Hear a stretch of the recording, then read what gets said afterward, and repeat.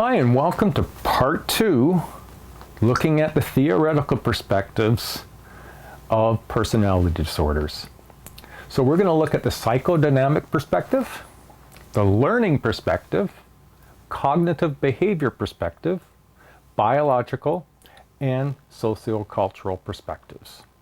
The psychodynamic perspective and how they view personality disorders. So first, the psychodynamic perspective.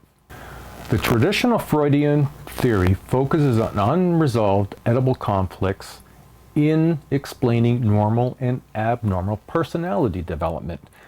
And again, there wasn't as much of the research based at that time with Freud, but more recent psychodynamic theorists have focused on the pre-edible period in explaining the development of such personality disorders as, narcissistic and borderline personality. Now, Hans Kohut, he was a founder of, or a researcher in what's known as self-psychology. Most of his work was regarding narcissistic personality. He saw that in early childhood, healthful narcissism, this is where the world revolves around the child, parents reflect back to children nourishing support of self-esteem, their positive feedback they would give each child. Eventually, later in their childhood, this childhood narcissism gives way to a realistic appraisal of self and others. Children that don't receive empathy and support from their parents develop a lower self-esteem from their perspective, and this can lead to feeling inadequate. The pathological narcissism involves constructing a grandiose facade, like a cloak of perfection, constantly working on it, risking of crumbling if they don't. So they have to keep nurturing this persona. Otto Kernberg, he coined the term splitting. Most of his work was with borderline personality. A child's failure to synthesize the contradictory images of good and bad results in a failure to develop a consistent self-image. Therefore, the splitting, eventually moving back and forth between seeing self as all good and seeing self as all bad. Margaret Mailer, she borrowed the biological term symbiotic, and she views the relationship between an infant and mother as symbionic, or an interdependence. Child's identity is fused with the mother. Slowly, children differentiate their own identity and their own sense of self from their mother's. Separation and individuation, it's known as.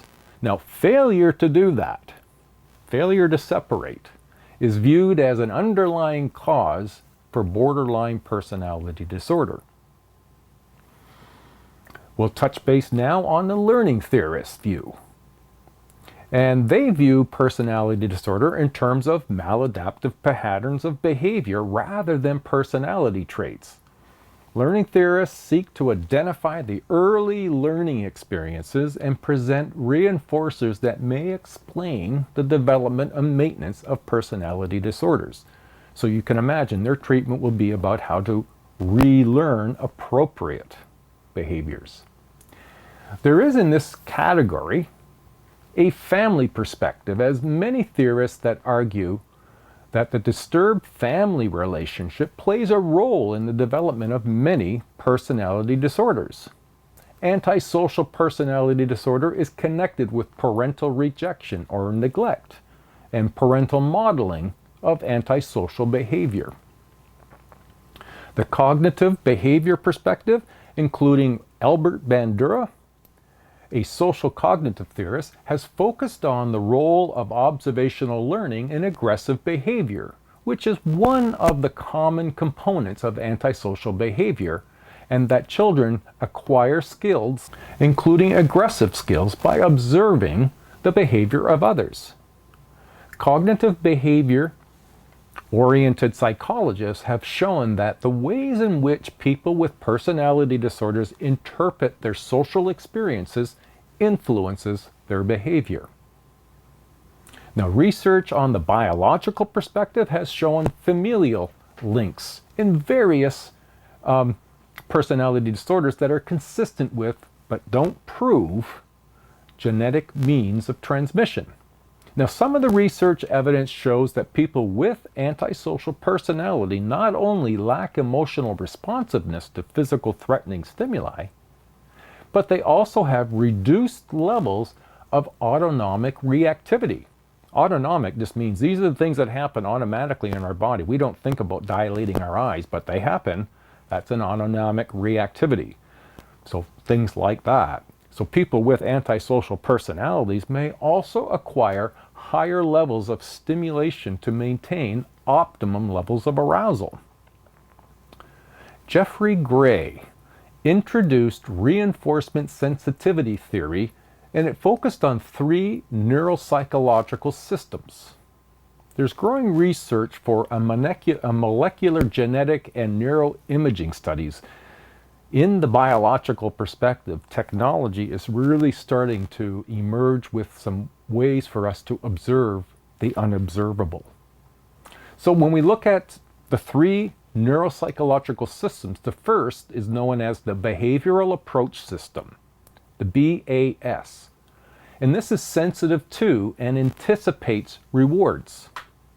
The second, the flight, fright, freeze system, the FFFS, a fear response to a punishing stimuli. And then the third was the behavioral inhibition system, the BIS. And it's a sensitivity to the potential conflicts caused by the expected rewards and punishments in a situation. Now, we can also reach out to and look at the sociocultural views. Sociocultural theorists focus on adverse social conditions that may contribute to the development of personality disorders, especially antisocial personality disorder. The effects of poverty, urban blight, drug abuse can all lead to family disorganization and disintegration, making it less likely that children will receive the nurturances and support to help them develop more socially adaptive behavior patterns. Now, these stressors are associated with increased likelihood of child abuse and neglect, which can in turn contribute to lower self-esteem, among other things, anger, resentment, lack of empathy, and callous disregard for the feelings of others. In other words, antisocial personality. That now brings us to the end of part 2. Our next video will be looking at treatment, and that will be part 3. All right, everyone, we'll see you in part 3. Bye now.